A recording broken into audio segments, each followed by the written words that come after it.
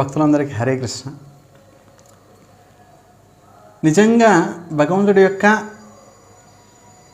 అనుగ్రహం మన మీద ఉంది అని మనకు ఎలా తెలుస్తుంది?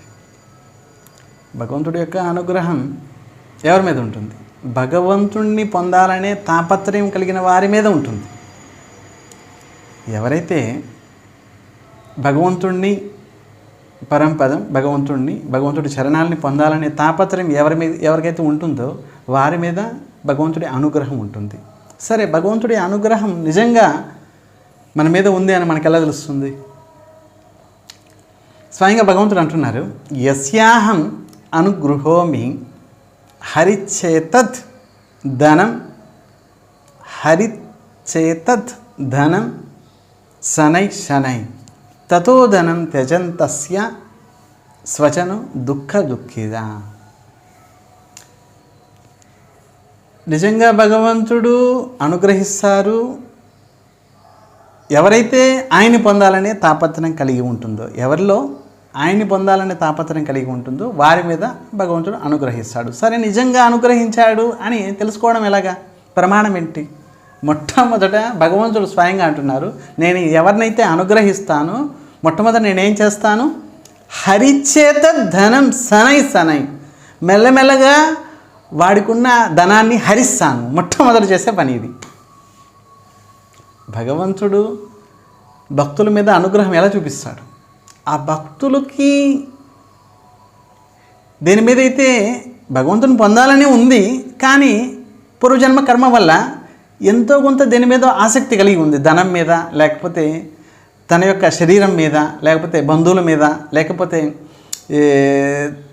సంపద, ఏదో ఒక వస్తువు మీద, ఏదో ఒక వ్యక్తి మీద దానికి ఆసక్తి కలిగి ఉన్నాడు. ఆ భక్తుడు భగవంతుని పొందాలనే భగవంతుని నామం చేస్తున్నాడు, భగవంతుని కథ వింటున్నాడు, అన్నీ చేస్తున్నాడు, కానీ ఎంతో కొంత ఆసక్తిది భౌతిక జగత్తు మీద, దేని మీద ఉంది.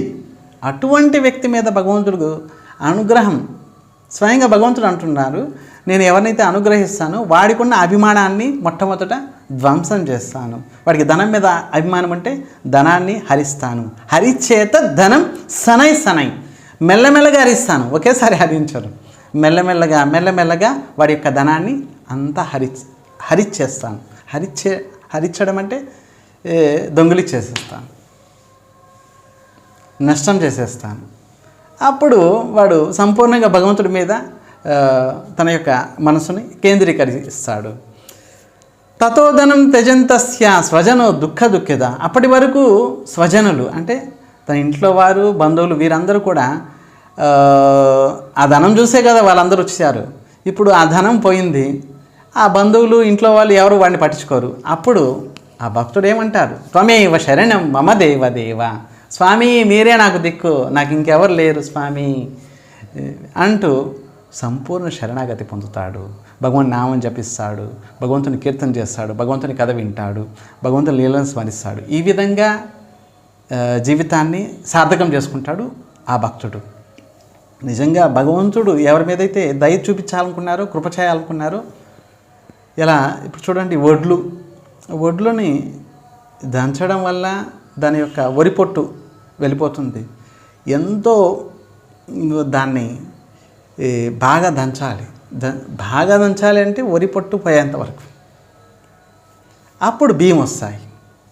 అలాగే ఒక వ్యక్తి ఆ వచ్చిన బియ్యం కూడా వండాలి, వండిన తర్వాత అన్నం అవుతుంది. ఎంత ప్రాసెస్ అవుతుంది చూడండి. వడ్లు బియ్యం అవ్వాలి, బియ్యము అన్నం అవ్వాలి, అప్పుడు అన్నం తినగలం.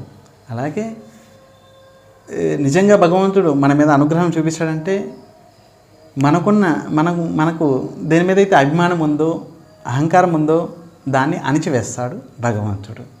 మెల్లమెల్లగా మన యొక్క దృష్టిని, మన యొక్క మనసుని ఆయన చరణాల మీద పెట్టుకుంటారు. ఇక సంపూర్ణంగా శరణు పొందేంత వరకు భగవంతుడు తన యొక్క అనుగ్రహాన్ని చూపుతూనే ఉంటాడు.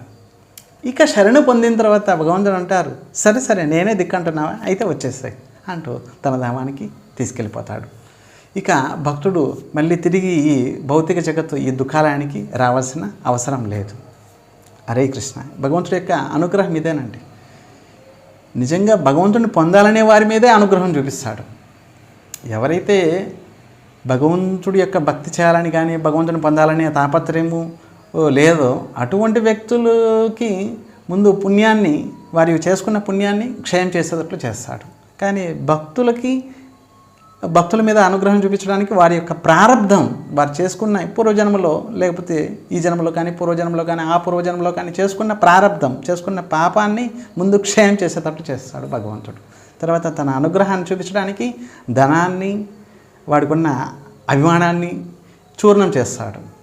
మెల్లమెల్లగా ఇంట్లో వారు, బంధువులు వీరందరూ కూడా దూరం పెడతారు వాడిని. అరే నీ దగ్గర ధనం లేదు, ఏం లేదు, వెళ్ళు అన్నట్లుగా. అప్పుడు భగవంతుడు అంటున్నారు, సరే వచ్చేసేయి నా దగ్గరికి వచ్చేసేయి అని తన భక్తుడిని అనుగ్రహిస్తాడు. హరే కృష్ణ.